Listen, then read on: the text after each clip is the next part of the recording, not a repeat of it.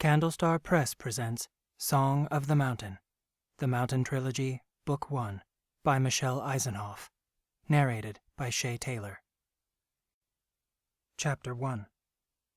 Song knew he was foolish to linger, but his feet refused to acknowledge the fear tapping on his shoulder. All around him the forest opened like a wide clay bowl, with a score of bamboo huts lying like pebbles in its bottom. Song had completed his task, but he paused, searching the village, seeking that one face that drew him despite the danger. He hiked his tunic above his knees and crept behind a wooden handcart.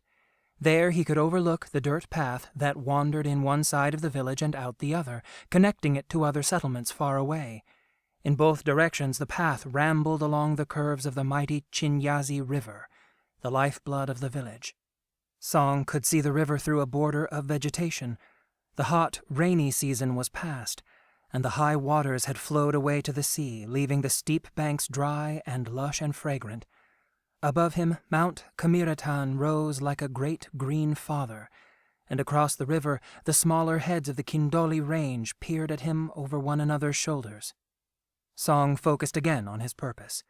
His glance skipped over an old woman sitting in the dirt before her hut, weaving a basket out of willow strips. Neither did it linger on two small children who led a long-haired goat by a string around its neck, nor on the man who mended a hemp fishing net. Yet he could not find the face he sought. Ignoring the danger, he raised his head above the handcart, straining to scan the terraced fields beyond the village. "There he is! Get him!" Song abandoned his quest and darted for the edge of the forest. Behind him the village boys spread out like a pack of wolves, closing in on a wounded deer. Song raced between the cultivated plots that marked the edge of the settlement. He ran, like a brook tumbling down the side of Mount Kamiratan, like the wind racing through the grass in Mamuri Valley, but he could hear bare feet pounding close behind him. If only he could reach the forest! The trees knew him well and would offer him 1,000 shelters. But as he broke through the protective fringe of leaves, a body slammed into him and encircling arms dragged him to the ground. Before he could throw up his hands, all 5 boys were striking him, spitting, tearing at his hair and clothing. Song rolled himself into a ball, covered his head with thin arms, and absorbed the blows until they grew weary and lessened.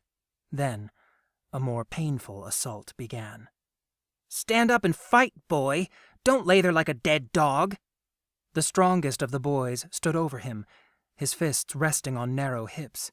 "He couldn't fight if he tried, Kito. Look at him. He's as skinny as a fishing spear. My little sister could knock him down."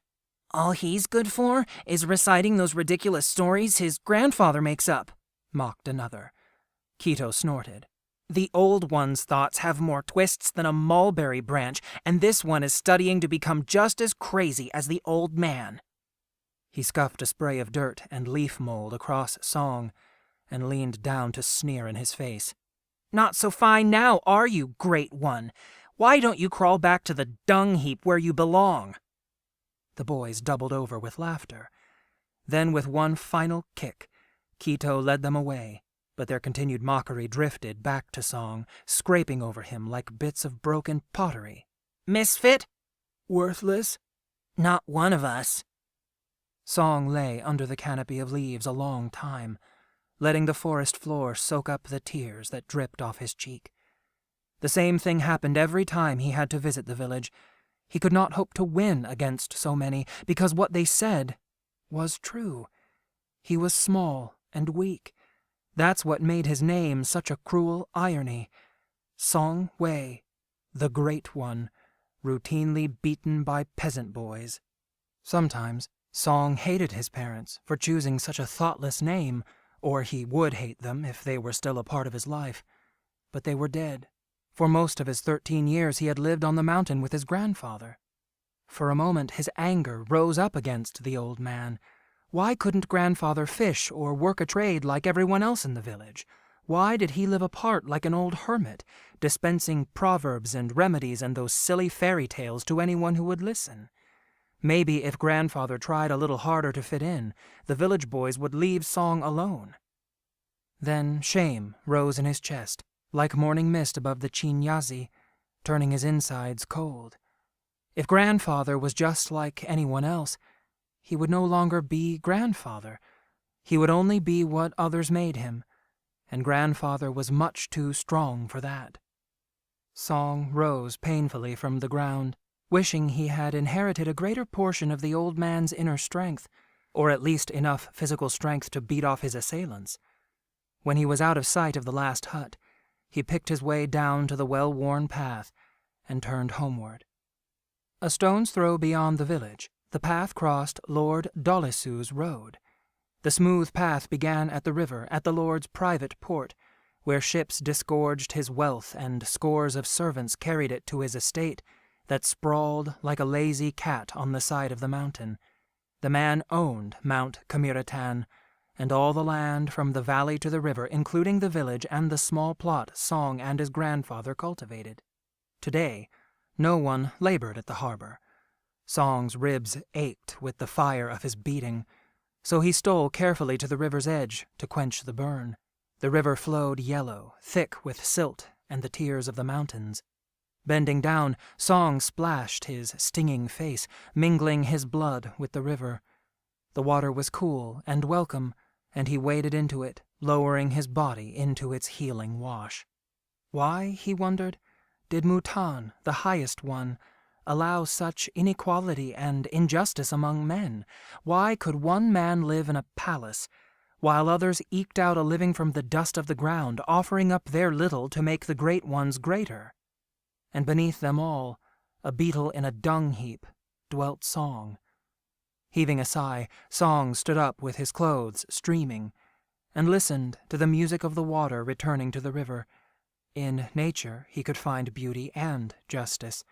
Whenever Grandfather didn't need his help, he roamed the mountain and the valley and the river.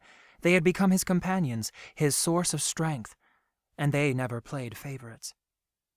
Above the tune of the water, Song heard footsteps approaching on the village path. He ducked low and scooted among the leaves growing along the bank, unwilling to take any more risks. Parting the bushes with his hands, he watched a girl come to the water's edge and kneel down.